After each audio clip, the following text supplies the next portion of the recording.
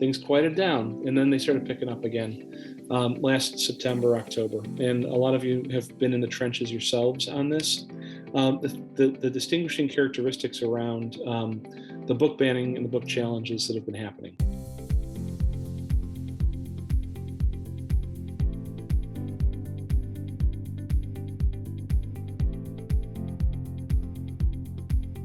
Hello, friends, and welcome to Season 4 of the FutureReady Librarian podcast series, Leading from the Library. This is a podcast for all librarians, wherever you are in your journey.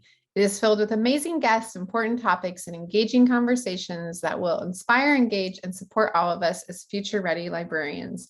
I'm your host, Shannon McClintock Miller. I am the district teacher librarian at Van Meter Community School in Van Meter, Iowa, and serve as the FutureReady librarian spokesperson. I have the pleasure of working within my library and school community and also with others around the country and world through FutureReady librarian events, conferences, consulting, writing, and more. I am honored to bring these voices and the work of others to our podcast and to all of you. For Season 4, we have added a few new segments to our podcast, including FutureReady librarian shoutouts and shares from our listeners. We will be gathering these shoutouts, shares, and questions for each episode, so be on the lookout to chime in and celebrate what you're doing within your library and school too. For our FutureReady librarian shoutout today, I would like to thank Barbara Fanikas, who is the library supervisor in New Jersey, for sharing. Barbara shared, my shoutout goes to Rebecca Jensen. She is amazing. Always leading in the ways and areas of technology, books, and STEAM activities. She's never afraid to try something new and always looks for ways to help students and staff. I loved that one. I thought that was so great. And we'll include their Twitter handles in the information in today's podcast. And today, I actually have a FutureReady librarian share. I was so excited to learn about an amazing new resource called Everfi. And this is something that I learned about at FETC. And as their site states, Everfi is something really great and new to empower educators to bring real world learning into the classroom and equip students with the skills they need for success now and in the future. They have resources that include topics on SEL, digital resources, digital literacy and citizenship, math, financial literacy, career and college readiness, and one that we're really excited about using at our school is the early learning resources. So there's something for everyone. The great thing too is that it's free for everybody. So our kindergarten teachers, they just started using WordForce, and it's a literacy adventure for our youngest learners. They're so excited, and so I couldn't wait to share this with you today because, as I said, it's free for everybody to use, so you can check that out. And we will make sure to include the link to that in the resources as well. So let's get to our actual conversation. I'm so excited today to welcome my friend John to the show as we talk about future-proofing your position and program, how to avoid surprises and mitigate stressful situations. Hi, John. Hi, Shannon. How are you today? I'm so good. I'm trying to stay warm and toasty. Absolutely. Congratulations on your 4th season. I mean, would you have thought 3 seasons ago the world would be as crazy as it is right now, though, for school librarians? I know. It's just crazy. And to think back, like we started this too during the pandemic and all the conversations we've had. But now coming kind of, we're making our way through this pandemic, and now we have so many things that we're thinking about as librarians. Mm-hmm. And that's why I invited you to the show. And so maybe start just by telling everybody a little bit about yourself. Absolutely. So the EveryLibrary Institute, the work that we do has 2 parts to it. EveryLibrary is a political action committee for libraries. It's an unusual kind of organization. You have a lot of nonprofits. You've got a lot of associations in the library space, but we're set up as if you listen to NPR, you watch Fox News, you hear about super PACs, how they can raise and expend unlimited money to advance their nefarious special interests. Congratulations, folks, you're my special interest. We don't have unlimited money. What we do is we have donor support, folks like Follett, the individual donors around the country, your EBSCOs, your Gales, your et cetera. We put that money to work in a couple of different ways for political solutions for libraries, whether it's a public library on the ballot, which we've done a number of around the country. We've had 121 election days for public libraries since we first got started, about an 85% win rate. Those are initiatives for operational funding or buildings or the structure of libraries. And then for schools, we run a program called SaveSchoolLibrarians.org. Save School Librarians, it's not Save School Libraries, even though we're focused on the budget for the program, but it's about the humans who work there. And we know very clearly, and we know very deeply, that without a certified school librarian or teacher librarian in the space, it's a reading room. And our job is to help preserve, protect, and defend, and even extend the future of work for school librarians. That's on the political side. We also do some state initiatives. We also work a little bit right now around the edges with some of the really bad, really political, really performative book challenges that are happening out there. And I do want to talk about that a little bit, Shannon, as we go through. The other work that we do, though, on the EveryLibrary Institute side is as a nonprofit itself. It's a public policy, tax policy, education policy think tank. We run a lot of research projects through there. We've done a couple around the space of planning for the post-COVID environment for K-12 for public libraries. We've done a number of things around literacy and health outcomes, literacy and economic outcomes, literacy and even reduction in crime rate, things like that. And then we also do a lot of training programs for librarians, not to be a better school librarian or public librarian, but how to be maybe a better politician. That might be the way to put it. We do a lot of political literacy trainings. When you get right down to it, how do you talk about the funding you need in order to fulfill the mission of your program? And both sides of our work, whether it's EveryLibrary as a political committee, a political action committee, or the Institute as a research organization and a training organization, we're really trying to focus on that. That's a lot. You're amazing.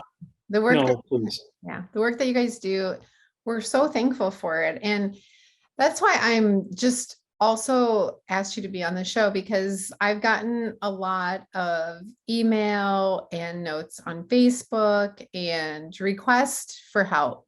Mm-hmm. And I always think about you and the work that EveryLibrary does, and just how we can help people, and not just like you said, it's all about the librarians and the people that are doing this amazing work that I think is just so great about the work that you do. So just maybe to start, for those listeners, maybe they're not quite in the know of everything that is happening right now across the United States, like give us kind of a little recap of the last couple months, if you would. Sure. So we moved, it was very interesting. Early in COVID, that February, March, April period of 2020, into May of 2020, we saw a lot. And this was before the CARES Act money came out. This was before the stabilization funds that came out with the elementary and secondary education funds through ARPA. The things that made school districts a lot calmer. We saw a lot of administrators at that point back in the early part of the pandemic. The folks who've been trying to get rid of school librarians took a shot at the school librarians under the guise of saying, well, we've shut down the pandemic, or we shut down because of the pandemic. Our school library is nothing but books. And then you folks really worked to prove them wrong. The idea that if the physical collection was a little bit difficult to get to, great, let's distribute it when we do free lunches. The physical collection isn't all that we have. Let's highlight and emphasize the digital interactions that we do as professional educators, but also how do we give kids access to the e-libraries? And there needed to be political activity in that mix at the same time. There were some administrators who were hell-bent on riffing that position. They'd had it out for that school librarian for years, or the concept of it. And we fought hard alongside a few folks, and they stood up for themselves, and it was good to be able to do that kind of work. But fundamentally, the stabilization that happened with the funding for school, for education overall, I think has given us a little bit of breathing room with some of those administrators and some of those boards who are looking to cut corners, cut costs, balance the budget on the back of the school library. But what we've seen in the last couple of months, we've had kind of a quieter period in terms of advocacy for schools. I got to be honest with you. things quieted down, and then they started picking up again last September, October. And a lot of you have been in the trenches yourselves on this. The distinguishing characteristics around the book banning and the book challenges that have been happening. They've always happened. And I have a lot of admiration for school librarians and public libraries when they're fighting these challenges that are unnecessary, unwarranted. But I have a lot more admiration for the integrity of school librarians and public librarians when they lean into the policy framework, and especially like rule of law. You know, the reason we've got policies in K-12 are to protect the kids, protect the families. I mean, the policies that are in place for reading and books in school libraries are part of a whole cloth of policies that protect kids who are in moments of transition and crisis, families that might be at risk. I mean, individualized education plans for families are policy driven. And then those are hard challenges. Don't get me wrong. We've seen a lot of them. And I want to talk a little bit about where we're seeing them coming from in a lot of ways. But then there's these very politicized ones. And the cadence of those, the frequency of those, the intensity of those, and the nature of the attacks becoming much more personal on the school librarian, well, herself or himself. And the issues that are not actually rooted in care for the kids, but seem to be a wedge issue, either about politics or an extension of some fight around, masking or mitigations, or some other issue around attacking populations through the books that their stories are being told in. So that situation, I mean, my heart goes out to anybody who's got a regular challenge happening these days. But to say that we've got regular challenges now, and then we got the super crazy ones, and I'm using those words on purpose. I mean, I run a political action committee for libraries. I look at the politics of these things, and I'm worried about the vector of attack. Well, and that's the thing too, is when I get notes from people, or I've recently been at 2 conferences, it's turned so personal. And that's what hurts my heart, is because these librarians, amazing librarians and people, just individuals doing great things, and then just being personally attacked. And that's, I think, where, over the years, of course, we all have, just like you said, challenges on books and questions arise, but it's really like went off of the book now on to the actual people who are in our library spaces. Yeah, how do I want to put this? So we're recording now in the February of 2022. The first major state primaries in 2022 are going to be in Texas in about 3 or 4 or 5 weeks. March primary is going to pick a candidate for governor, candidate for the House and the Senate, and the House there. We've seen it be introduced in a place like Texas, where the governor and the fellow who's running for, I don't remember what position it is, the 850 book list, what our friends who are doing the Freedom campaign are facing down there, in particular in Texas. That origin of that campaign, of that series of book challenges, is not from a parent who has a concern about what's in the book, or a legitimate question about whether or not the age is appropriate for a particular title, or even just an awkwardly phrased, like, why are we doing this? How does this fit in the standards and curriculum? It's coming from a politician. It's coming from a politician who wants to make a name for himself with a particular kind of voter. And it's much easier for that politician to go after the books than it is to go after people of color, communities of color, go after the GLBTQ communities, and then to go after education, the foundation of education. And I really look at it on the school side. There's a lot of folks, on this call or on this, listen to this webinar, who might be in a non-public school setting. That's cool. I get it. But if you have a politician who's coming after the structure of education, what do you have to do? You have to dismantle the teachers. You have to dismantle the authority of and the responsibilities of the instructional support personnel, the school librarians included. And I see this as part of that whole cloth approach. It's really pernicious. Yeah, it's just Shocking and sad. Mm-hmm. So when somebody, so what do we do? What do we do to help people? Like, what is, I think just running through like the first steps of what we do. Let's just start there so we can really help our listeners in what they can do if they're having trouble within their own district, and then maybe what all of us can do, to help too. Sure. So we've been partnering up with Dr. Taslin Magnuson. Some of you have probably come across her massive, interesting, very comprehensive database of book bans and book challenges, the stories on social media, the news reports, and then the results. Her stuff right now, we're trying to help make it more discoverable by putting up on the EveryLibraryInstitute.org site so folks can find it and have an understanding of what the patterns are. The patterns are really important to take a look at, because what she's identified very clearly is that there are two kinds of attacks happening. Let me rephrase. There are two kinds of challenges that are happening. One is an attack, and I'll come back to that. Number two. Number one is something that's driven by sincerely held belief, by legitimate questions, and is rooted in how do we use the school's policy framework in order to protect the rights of the challenger and the challenged, and to have a dialogue about what's the role of those titles in education in our school and our community. And that policy-driven framework, the support there that folks need is from our peers. Intellectual freedom has got a really robust pedigree in libraries. Your state associations, national organizations. Is the policy framework proper? If it's not proper, that's something else to consider.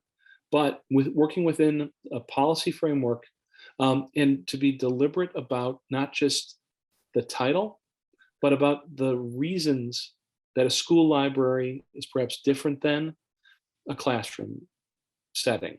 Those legitimate challenges, those deeply held belief challenges, those normal, in quotes, challenges are going to be hot. But what we can do for each other is be able to distinguish those in a pattern sort of way, a data-driven sort of way, from the ones that are going to potentially make trouble. Mm-hmm. Now, it's very easy to identify a situation where the middle school principal comes into the school library, takes all the books that she's uncomfortable with off the shelf, puts them in her desk drawer, and locks them up. That one is immediately risable. It's easy enough to identify it when there were policies on the school district website. They removed them, and then they summarily kick the books out. It's the patterns though around, is the challenge coming in from a parent, or is it coming in from someone who might not have a child but calls themselves a taxpayer? Is it coming in with support from an outside organization that's louder than the person who's actually speaking as a parent?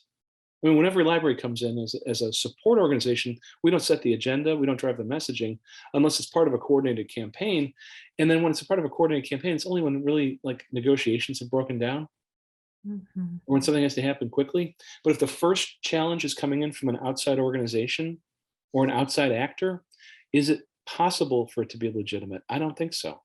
Mm-hmm. So the patterns that have happened in other places are important for us to understand. And is the challenge process being engaged, or is it just a media opportunity and a social media event for those people who are challenging?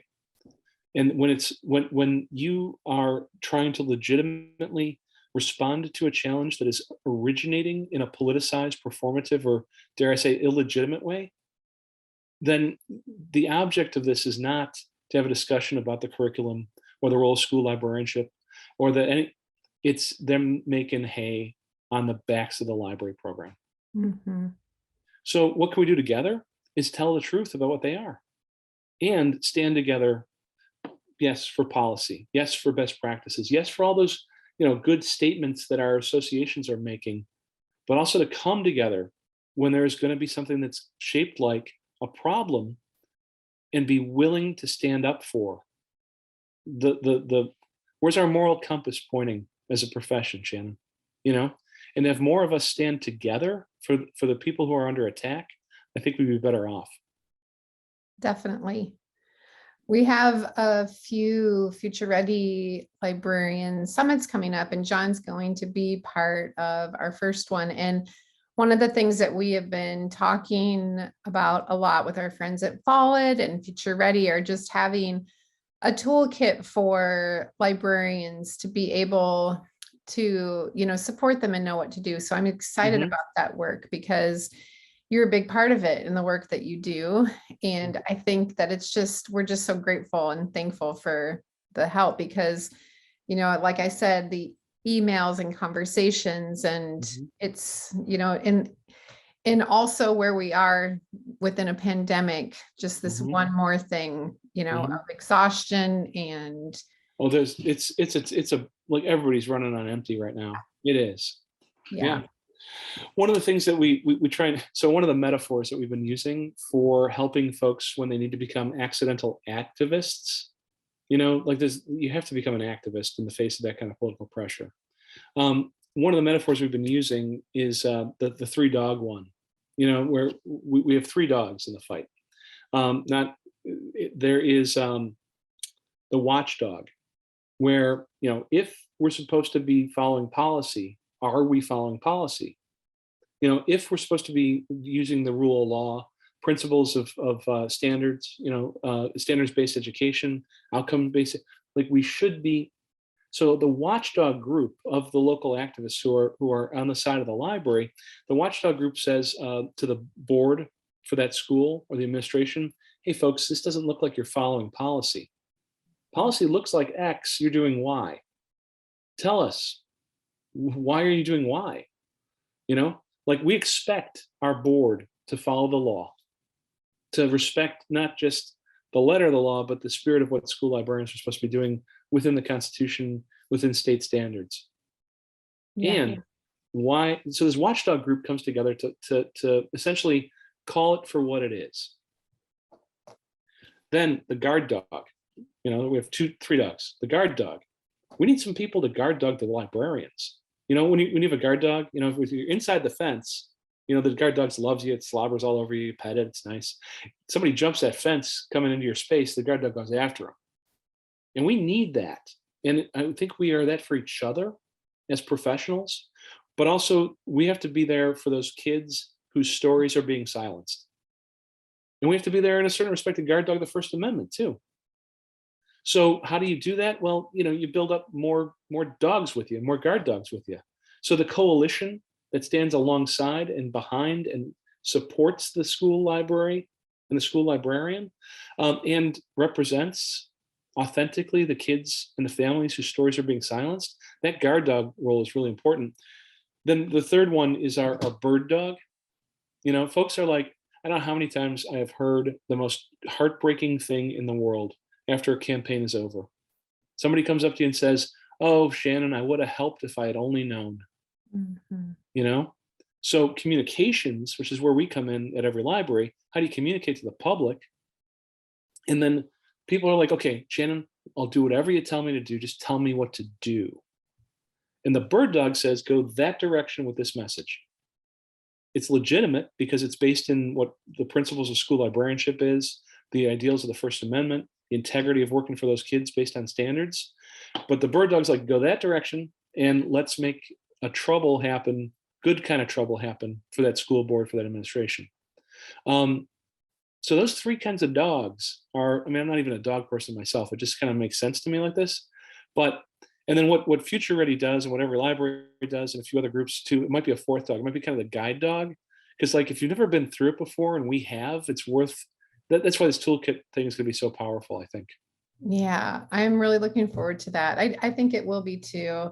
And it's just really nice to also like hear your perspective and know that together, I think that out of all other like educators and people within schools, like the school librarians, we touch the lives of everyone within our school, our kids and our teachers, administrators, and our families. And we are the heart of the school. And so it's one thing that we can make a huge difference. And I really respect that work that we're all doing. And just that you look at the librarians on the FutureReady librarian page, or you see them at a conference, or you hear them on a podcast or whatever it might be.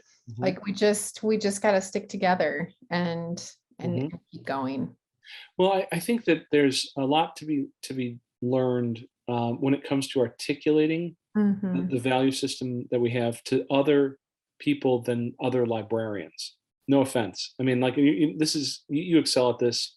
Other folks in the Future Ready community certainly do, but there's enough schools where I hear that the school librarian feels alone, and you ask her or him, who are your allies, and they're very alone, even within their school. Sometimes it's the culture of that school. You have situations where you're not allowed to walk down that hall because the principal doesn't want to hear from anybody. That's crazy, and that's also your work life. And I'm sorry. But if people don't know the work that you're doing when it comes time to defend the First Amendment, sure, they've heard of that, and maybe they have, like a family member, or they themselves are members of a community that's affected. But if the school librarian is like the missing link in this whole chain, we've got to start working on that at scale, and appropriately. And I got to be honest with you too here. The majority of you folks in this Future Ready framework are part of a union, Mhm. and there's some unions, some state organizations, and some locals that are fantastic. I look at our friends in New Jersey. New Jersey Education Agency is great, as a union. I look at our friends in Washington, D.C., where the AFT local, WTU6, showed up, and now there's funding for a school librarian in every school in Washington, D.C. And I also know that there's some times where the school librarians are under personal attack, and the union should be the ones defending them from that attack because it's bullying behavior, it's dignity at work. I'd like to be able to suggest to us that part of it's our job doing marketing, but part of it's our job also to hold our contract partners accountable for the dignity of our workplace. Mhm. Yeah. I always share with people to make sure that you get that seat at the table and tell your story That's because right. we're the ones that want to be telling our story. Hmm. Yeah, the idea that somebody else is going to advocate for you. I don't know who got that idea started in libraries. I mean, this idea that like somebody else should be advocating for the librarian. Yeah. It just I don't understand it.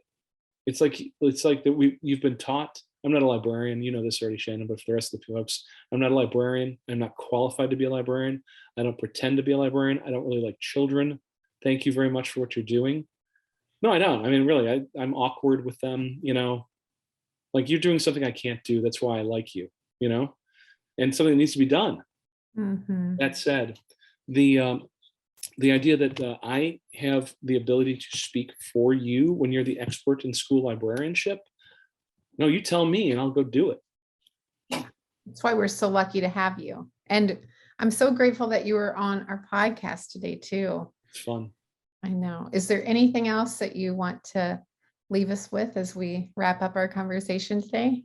Well, Shannon, I got to tell you, I was looking around for my Zoom link today to get on this with you, and I found out that 2 years ago to the day, you and I had another meeting about supporting the Future Ready community.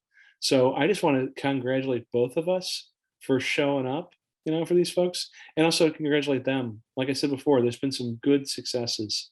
This is not a casual time of challenge, though.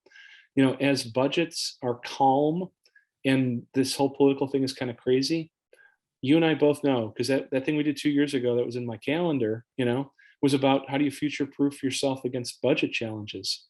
When times get tough again, folks, we got to take the learnings here about political organizing, political action, and alliance building, and prep for what's going to come. I mean, we all know it's cyclical. You got good years and you got bad years for budget, and I'd really like to get past that cycle of them trying to balance the budget on the backs of the school libraries. Yeah, we'll definitely have more conversations in the future, right? No doubt. Always something. Thank you so much for joining me today.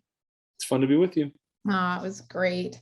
We appreciate just everything that you shared and everything that John shared and anything that we have. We'll make sure that we attach it to the podcast along with resources and a certificate of professional development that you can download and fill out to use.